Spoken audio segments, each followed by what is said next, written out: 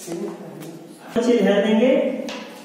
Good morning students, आप लोगों का चैप्टर 11 है रेस्पिरेशन। ये बहुत ही एक अच्छा चैप्टर है, इम्पोर्टेंट चैप्टर है, इसलिए इसको हम लोग पढ़ते हैं, इसके बारे में पढ़ते हैं। रेस्पिरेशन क्या होता है, श्वसन क्या होता है, ठीक है।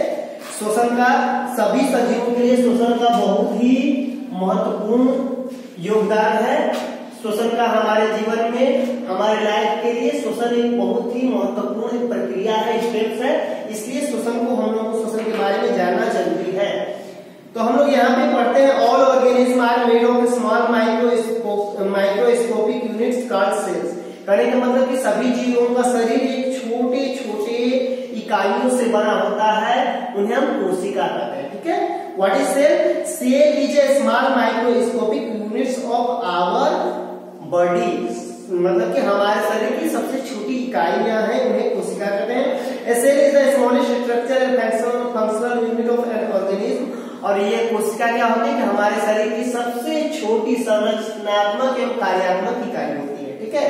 सबसे छोटी संरचनात्मक एवं कार्यात्मक इकाई होती है, यानी कि स्ट्रक्चरल एंड फंक्शनल यूनिट होती है हमारे शरीर की। The smallest structural and functional unit of our body is called cell. Each cell of an organism performs certain functions such as nutrition, transport, excretion and production to reproduction. To perform these functions, the cell needs energy.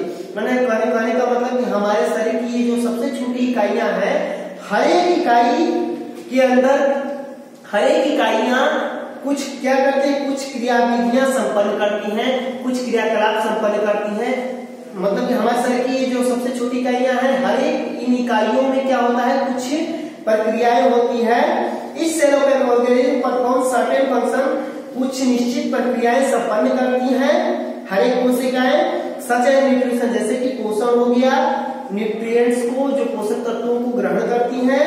Excretion, पोषक तत्वों को ग्रहण करती हैं, फिर अपने अंदर transport करती हैं, संचरण करती हैं, उनके अंदर इन न्यूट्रिएंट्स का संचरण होता है।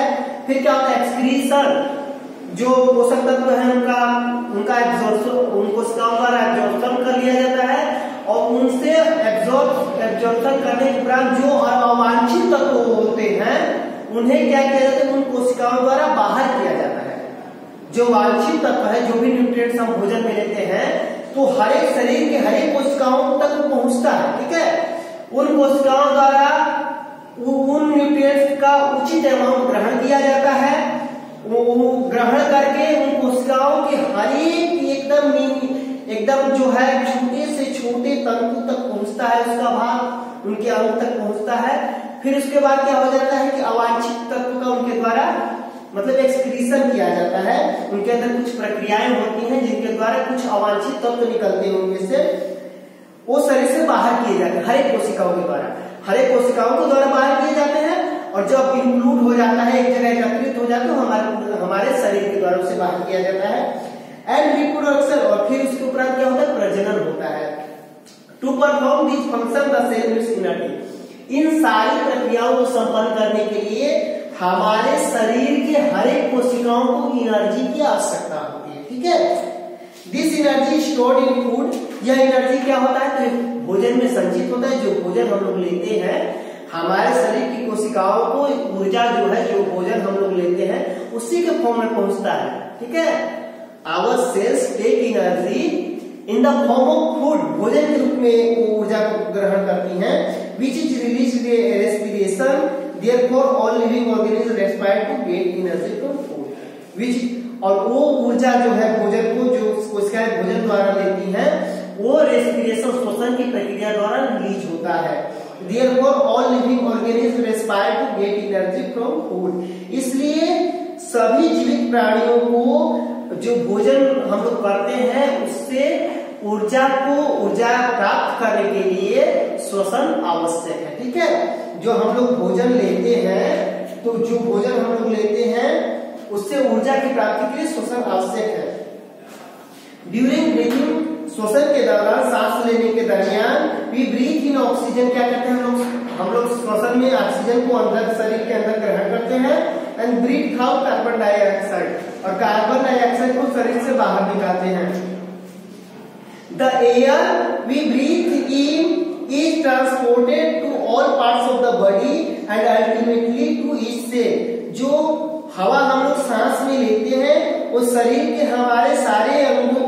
कोशिकाओं तक पहुंच जाती हैं। In the cells oxygen helps in the breakdown of foods, और उन कोशिकाओं में ऑक्सीजन क्या करता है कि भोजन को तोड़ने में मदद करता है। जो हम लोग भोजन लेते हैं वो भी शरीर की सारी कोशिकाओं तक पहुंच जाता है, और जो हम लोग श्वसन में हवा लेते हैं वो भी पहुंच जाता है। तो हर एक कोशिकाओं में अलग अलग श्वसन की प्रक्रिया होती है। हर एक कोशिकाओं में भोजन जो है ऑक्सीजन की उपस्थिति में टूटता है, अपने अवयवों में टूटता है, अपने कंपोनेंट्स में टूटता है, विभक्त होता है। The process of breakdown and food, the process of breakdown of food in the cells with the release of energy is called cellular respiration। और यह कोशिकाओं में भोजन के टूटने की प्रक्रिया को ऑक्सीजन की उपस्थिति में सेलुलर रेस्पिरेशन कहते हैं, कोशिकीय श्वसन कहते हैं। ठीक है, cellular respiration takes place in the cell of all organism. कह रहा है कि यह कोशिकीय श्वसन जो होता है सारे सजीवों की कोशिकाओं में होता है। इन द सेल, कोशिकाओं में द फूड ग्लूकोज, भोजन जो मेनली ग्लूकोज के रूप में ही भोजन हमारे शरीर में संचित होता है यानी जाता है, उसे मेनली ग्लूकोज का ही एक नाम दिया जाता है। बाकी अदर भी कंपोनेंट्स होते हैं उसमें, लेकिन ज्यादातर जो भोजन करते हैं उसमें ज्यादा ग्लूकोज की मात्रा होती है। ठीक है, हम लोग ऐसे भी देखते हैं कि जितना हम लोग चावल खाते हैं, रोटी खाते हैं, उस हम लोग क्वांटिटी में अदर सब्सटेंसेस भोजन में नहीं लेते। ठीक है, इसलिए उसको एक ग्लूकोज का ही नाम दिया जाता है भोजन को मेनली मुख्यतया। is broken down into the carbon dioxide and water in the process of oxygen। इस तरह से जो हम लोग ग्लूकोज लेते हैं भोजन में, जो हम लोग का ग्लूकोज होता है भोजन का अंश, मुख्य भाग जो होता है वो कार्बन डाइऑक्साइड और जल में टूटता है ऑक्सीजन की उपस्थिति में। इन दिस प्रोसेस, और इस प्रक्रिया में क्या होता है कि ऊर्जा मुक्त होती है। This process is called aerobic respiration. इस प्रक्रिया को हम लोग एरोबिक रेस्पिरेशन कहते हैं यानी वायवीय श्वसन कहते हैं, चूंकि ये हवा की उपस्थिति में होता है, ऑक्सीजन की उपस्थिति में होता है। It is carried out in the bodies of almost all animal, और ऐसा श्वसन सभी जीवधारियों के शरीर में होता है।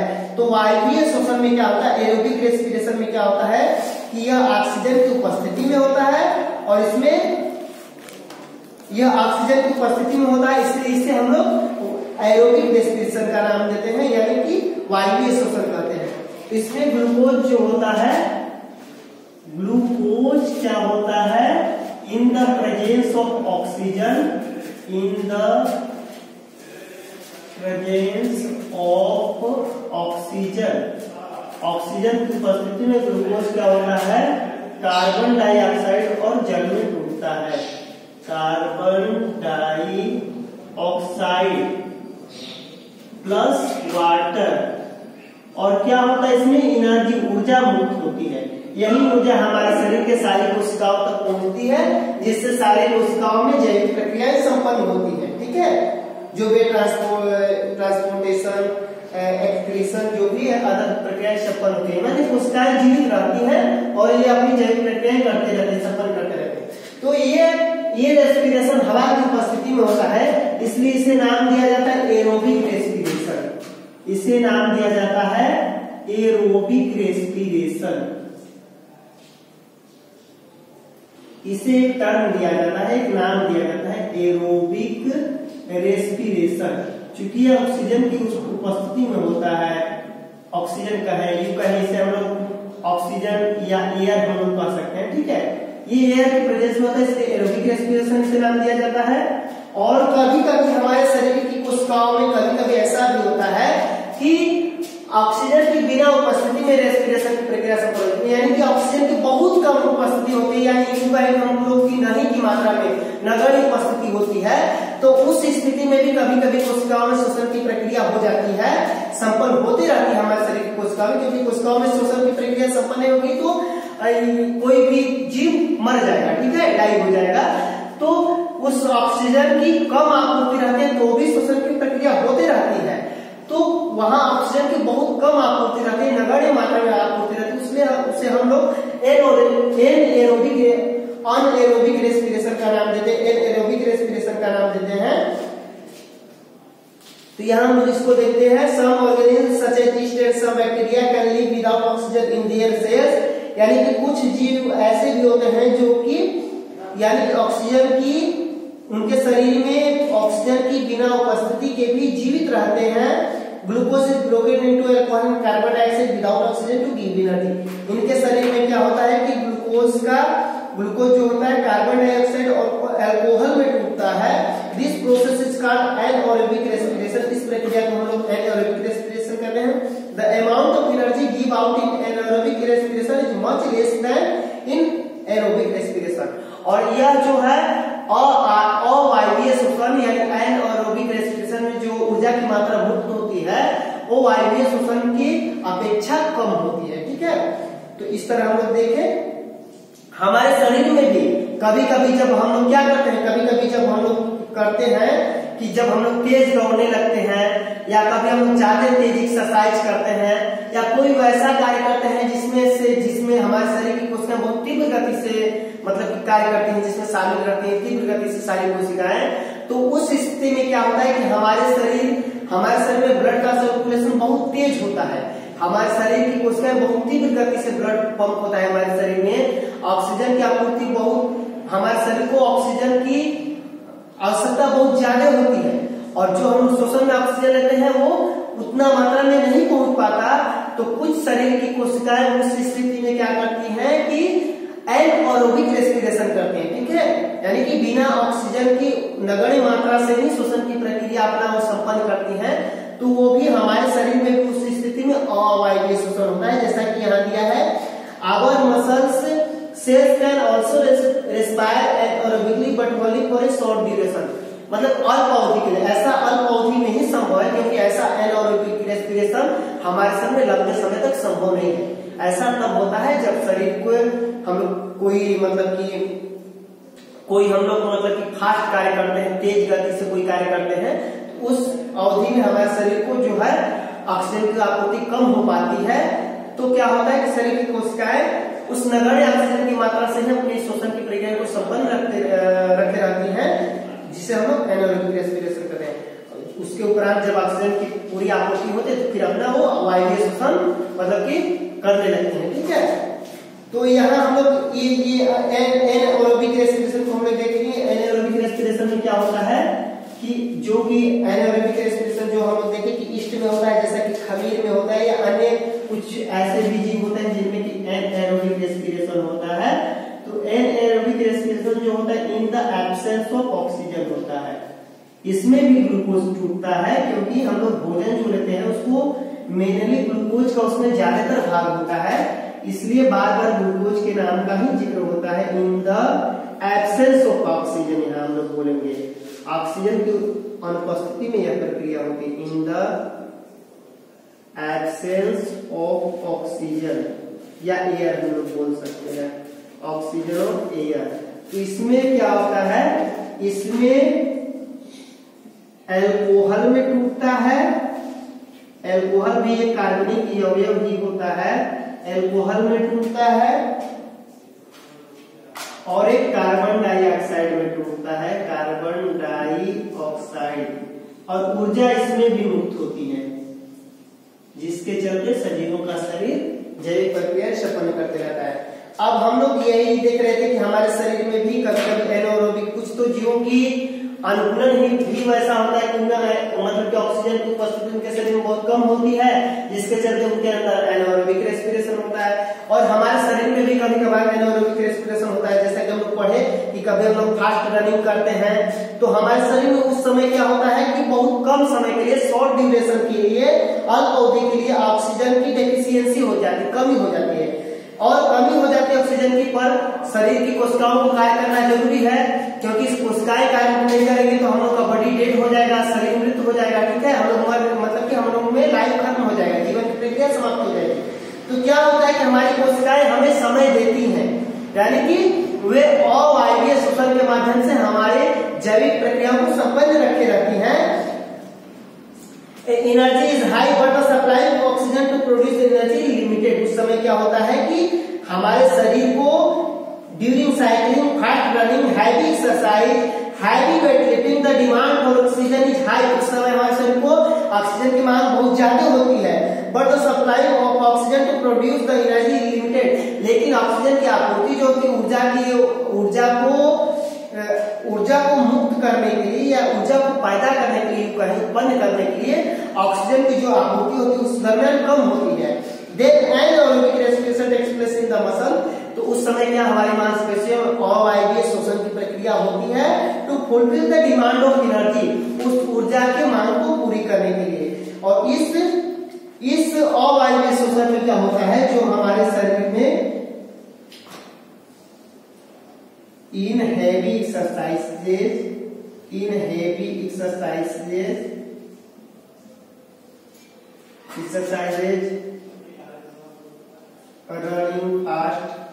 रनिंग फास्ट, साइकिलिंग, इस समय हमारे शरीर में जो होता है एनारोबिक रेस्पिरेशन,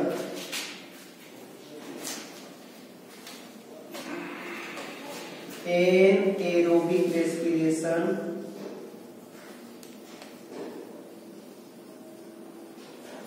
ठीक है। इसमें ग्लूकोज टूटता है, ये भी glucose in the absence of oxygen,